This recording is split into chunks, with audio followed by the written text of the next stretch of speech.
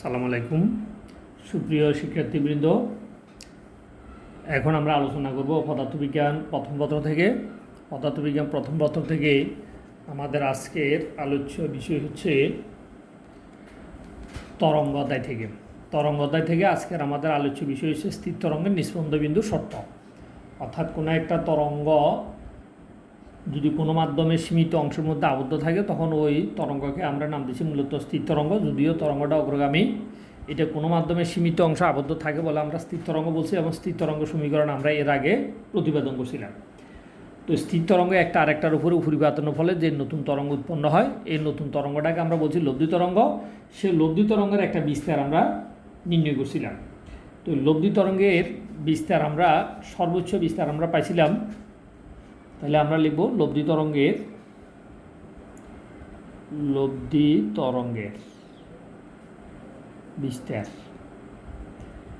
বিস্তার আমরা এই সমান পাইছি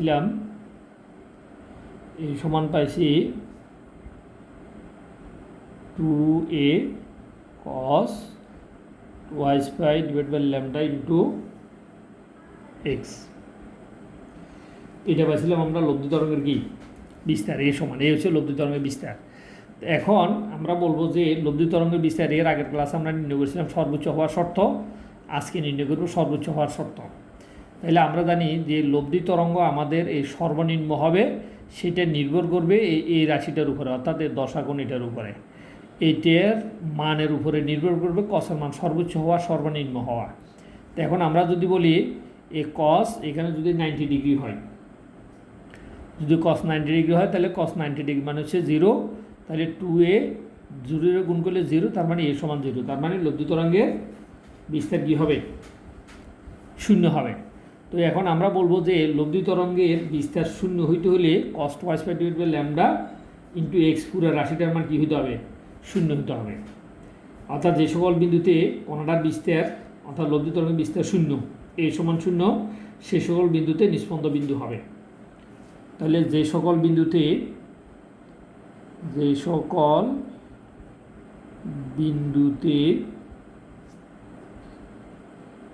এ সমান, এই মানে লব্ধি তরঙ্গের বিস্তার, যে সকল বিন্দুতে এ সমান 0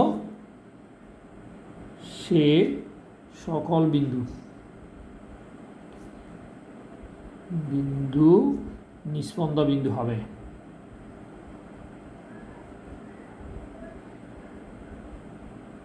তাহলে এটা আমাদেরকে মুখস্থ মনে রাখতে হবে। নিস্পন্দ বিন্দু হইতে হলে লব্ধি তরঙ্গের বিস্তার অবশ্যই কী হইতে হবে? 0 হইতে হবে।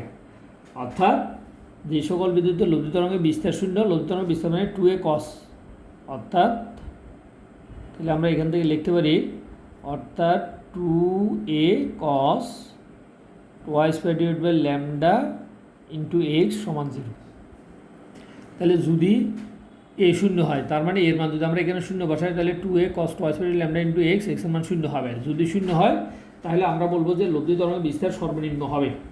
এখন সেই ক্ষেত্রে সেই সর্বনিম্ন বিস্তারটা আমরা নির্ণয় করব। তো সেই সর্বনিম্ন বিস্তার নির্ণয় করতে হলে আমাদেরকে দেখতে হবে যে cos কত ডিগ্রি এর মানগুলো, অর্থাৎ cos-এর কোন কোন মানগুলো 0 হয় সে মানগুলোই হবে সর্বনিম্ন। তো আমরা জানি তাহলে 2a দিয়ে যদি আমরা এটাকে ভাগ করি তাও 0 হবে। তাহলে cos twice pi divided by lambda into x সমান কত? 0 হবে। তো এখন এখান থেকে আমরা জানি cos twice pi divided by lambda into x সমান, তাহলে এখানে আমরা cos কত ডিগ্রির মান পাই? তাহলে দেখো প্রথমে cos 5/2 cos 90 ডিগ্রির মান কি? cos 90 ডিগ্রির মান 0, আবার cos thrice 5/2, আবার cos 5/2, তার মানে যে সকল বিন্দুতে cos-এর এই মানগুলো হবে, তাহলে সর্বশেষ পদ কত হবে? 2n + 1 5/2। তাহলে এক কথায় যে সকল বিন্দুতে cos 5/2, cos thrice 5/2, cos 5/2 ... cos twice n + 1 5/2 হবে, ওই সকল বিন্দু আমাদের নিস্পন্দ বিন্দু হবে।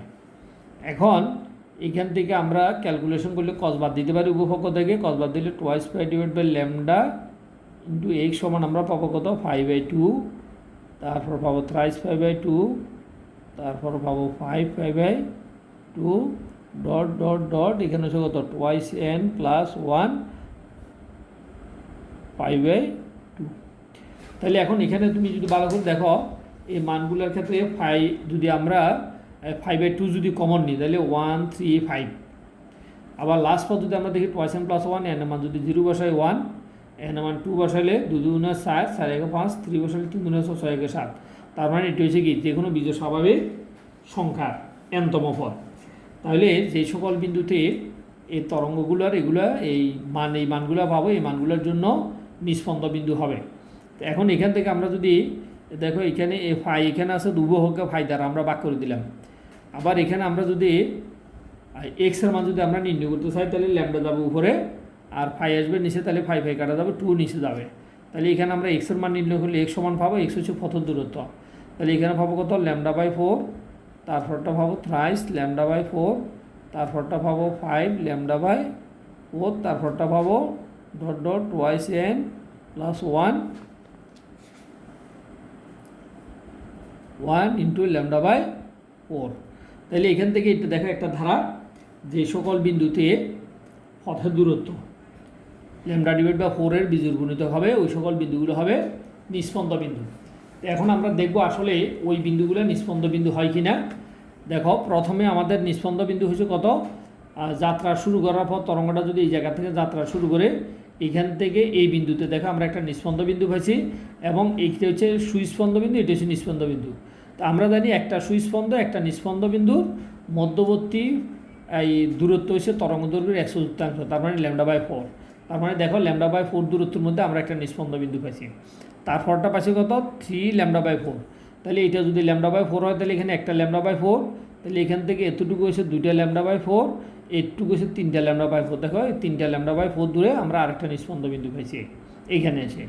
এরপরটা দেখো 4টা λ/4, 5টা λ/4, দেখো 5টা λ/4 দূরত্বের মধ্যে আমরা আরেকটা নিষ্পন্দ পাইছি। তার মানে এইভাবে আমরা এনতম নিষ্পন্দ বিন্দুর দূরত্ব আমরা নির্ণয় করতে পারি। তাহলে এখান থেকে এখন আমরা জানলাম যে স্থির তরঙ্গের উপর যে সকল বিন্দুতে পথের দূরত্ব λ/4 এর বিজোড় গুণিতক, সেই সকল বিন্দুতে নিষ্পন্দ বিন্দু সৃষ্টি হবে। তাহলে সুতরাং স্থির তরঙ্গের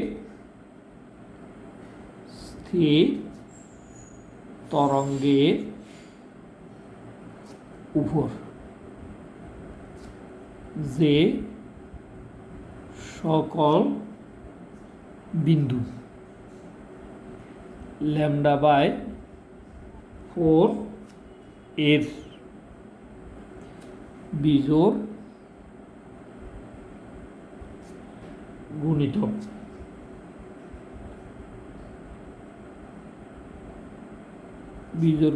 দূরে সে সকল বিন্দুতে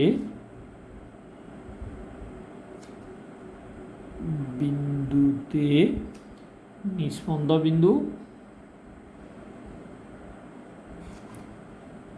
বিন্দু সৃষ্টি হবে। তাহলে দেখো আমরা একদম উদ্দীপকের এই তথ্যচিত্রের সাহায্যে আমরা মিলাই দেখছি যে নিষ্পন্দ বিন্দুগুলো পাওয়ার শর্ত আমাদের কী কী আছে। এখন আমরা আলোচনা করব আবার কিছু সংজ্ঞা, যে সংজ্ঞাগুলো আমি না লিখলে তোমাদেরকে একটু বুঝাই দিব, তোমরা এগুলো মুখস্থ করবা। সংজ্ঞাগুলো বইতে একদম হুবহু লেখা আছে। তাহলে আমরা এখন জানতে চাইব মুক্ত কম্পন।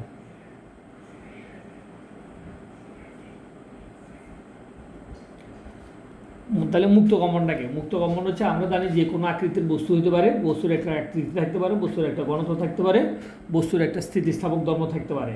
তাহলে যে কোনো আকৃতির বা গঠনের একটি বস্তুর যে নিজস্ব কম্পাঙ্কে যদি কোনো বস্তু কম্পিত হয়, তাহলে আবার বলছি আমি একটু শুনো, যে সকল বস্তুর একটা নির্দিষ্ট আকৃতির বা ঘনত্বের কোনো বস্তুর কম্পন যদি সে তার নিজস্ব বা স্বাভাবিক কম্পাঙ্কে যদি কম্পিত হয়, তখন তার কম্পনকে আমরা নাম দিছি মুক্ত কম্পন।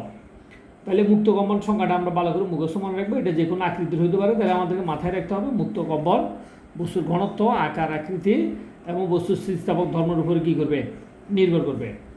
এবার আসো পরবশ কম্পন। তাহলে মুক্ত কম্পনের সংখ্যা তোমরা শিখবে, এরপর শিখতে হবে তোমাদেরকে পরবশ কম্পন।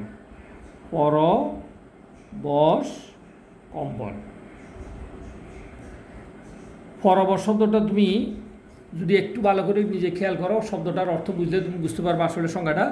পরবশ, পর মানে অন্য, বশ মানে বশীভূত হওয়া। অর্থাৎ আমরা কোনো বস্তুর উপর আরোপিত পর্যাবৃত্ত স্পন্দনের কম্পন যদি বস্তুটার কি স্বাভাবিক কম্পাঙ্কের চেয়ে ভিন্ন হয়।